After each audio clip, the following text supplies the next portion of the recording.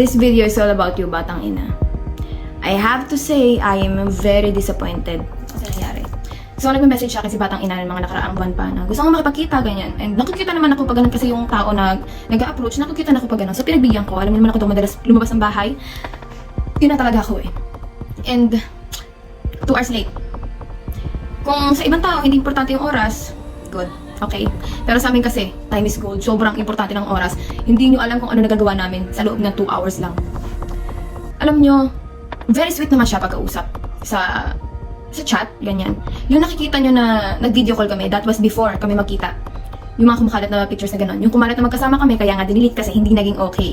And yung sabi na maglalabas ako ng kanta, nakadalawang kanta na ako this month, yung bakit siya sa'yo lang uuwi. Maglalabas ako ng kanta katapusan pa ng buwan na to. Masyadong malayo, di ba? Ang layo. Kung mag-market ako ng kanta, ang layo ng, di ba? Katapusan pa, nag-search ako na tungkol sa kanya. And nakita ko, cover siya ng cover ng kanta. So parang, oh, why not di ka maglabas ng sarili mo? Ako na bahala sa lyrics, kami na ni JJ sa recordings, ganyan. Ako nagagastos lahat. And gusto ko lang siyang tulungan kasi gusto kong ibalik sa ibang vlogger yung tinulong sa akin ni Tony before na, like, nagkaka-issue, tutulungan, bigyan ng guidance, ganyan. And nakikita ko kasi sa kanya since batang ina yung pangalan. So ibig sabihin, ang dami niyang nawala na panahon ng teenage life niya. So parang, alam mo yun, parang para sa akin, sa nakita ko sa kanya, kinulang siya sa, I don't know, pero nung nakausap ko siya, pero feeling ko, medyo kailangan din ng konting guidance. Tanggapin natin yung fact na bata pa siya, kaya niya ginawa yun. Kaya ganun lang yung feeling niya sa oras ng ibang tao. Tanggapin natin yung fact na yun. Pero dear, alam mo, kahit dito sa bahay, ang lagi kong tinuturo sa kanila, kung ako lang nagmamanage sa'yo, first impression last. Napaka-importante nun.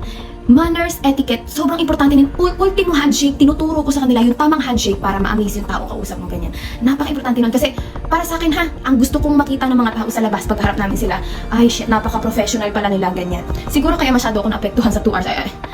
Oh my God. Alam mo, ang tingin kong kailangan mo ng someone na mag-guide sa'yo. Yung mas matured sa'yo talaga ng 20 times, ganyan. Alam mo, na-trigger lang ko ng konti kasi naglabas ka ng video na umiiyak ka. And of course, may kontrabida bakit ka umiiyak. Ako ang hinanting ng tao. Tama kasi boses ko yun nandun eh. Siyempre, magpo-post ako. Ganyan. Akala ko kasi, sige, nag-away na yan, ganyan, okay na yun. Magpo-post ako. Tinatry kong intindihin na late ka dahil malayo ka. Dahil siguro inasikaso mo yung anak mo. Pero knowing na nakipag-inuman ka ng isang araw before mo ko i-meet. Baka yun yung reason, inisip ko. O sige, nag-enjoy siya. Baka kailangan niya ng refreshment sa utak niya, ganyan. Yung sinasabi mo na iba ako sa camera at iba ako sa harap, sa personal. Very wrong ka dyan. Tingin ko kailangan mo mag-search tungkol sa akin. Inidulo ko ng tao sa pagiging straightforward kong tao. Minahal nila ako dahil ganun. Rapper ako tapos backstabber ako, ganun. Rapper ako tapos hindi ako straightforward. Di ba? Kailangan mo mag-search tungkol sa akin. Na mabait ako pag okay yung kausap ko. Pero nag-iiba ugali ko kapag iba yung atake sa akin, basta nagmi-mirror ako. Kung mabait ka sa akin, ako ibibigay ko sa iyo ng 10 times. Kung masama ugali mo sa akin, ako ibibigay ko rin sa iyo ng 10 times.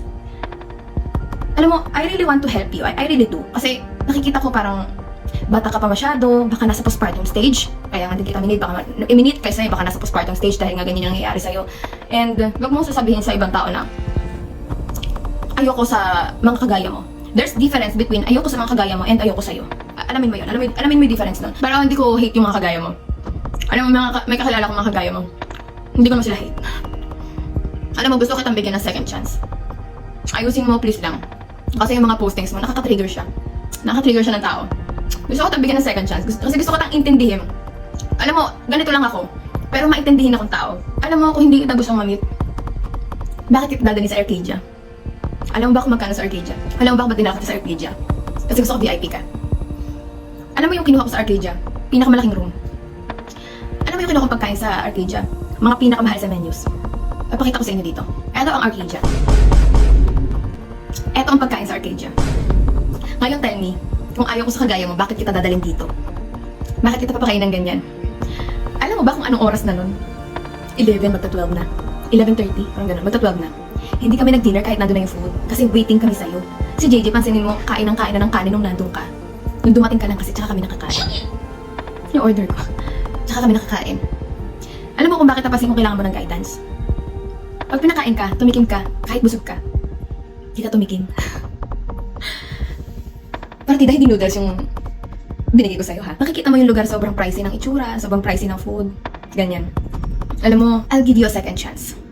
Baka mamaya nag-okay lang din ako sa ano ko. Alam mo, sa age ko na to, sa position ko na to, alam mo bang nanghihingi pa ako ng payo sa mga taong mas mature pa sa akin? Sobrang importante sa akin ang payo ng mga mature na tao. Tingin ko kailangan mo mapalibutan ng mga ganun tao. Feeling ko mabait ka naman bata, pero kailangan mo lang talaga ng guidance kasi since gusto mong nakakakilala ng iba-ibang content creator, vlogger, kailangan mindful ka sa mga kilos mo. Hindi kita tinawanan. Tandaan mo, vlogger ang kaharap mo. O iya kung mag-react. Ganito yan. Ilan taong ka nagkaanak? 14. Oh my God! 14! Diba? Vlogger. Pag normal na tao, 14? Para sa food vlogging lang. Food vlogger. Oh my God! I just got this new flat tops! And let me taste it. Oh my God! Ang sarap! Ganon, diba? Ganon ang vlogging. Ang normal na tao. Ito. Okay siya, ha? Ganon. Hindi kita tinawanan. OA ako. Okay, OA ako sa reaction ko. Para sa teaser sana yun. Ito naman. Nagtampo ka naman agad. Hindi ko alam kung paano ko to explain sa'yo. Maging mindful ka sa oras ng tao. Maging mindful ka sa kilos mo, sa mga ginagawa mo sa buhay kasi sayang yung career na binuo mo.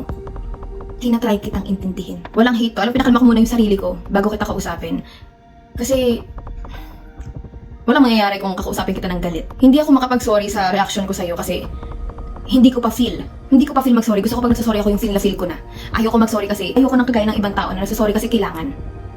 Magsasorry kasi kaplastikan. Magsasorry kasi para malinis yung image niya. Magsasorry ako kapag feel ko. Kasi very authentic akong tao. Yung sinasabi mong behind cam, hindi ako ganun. Ay, dear.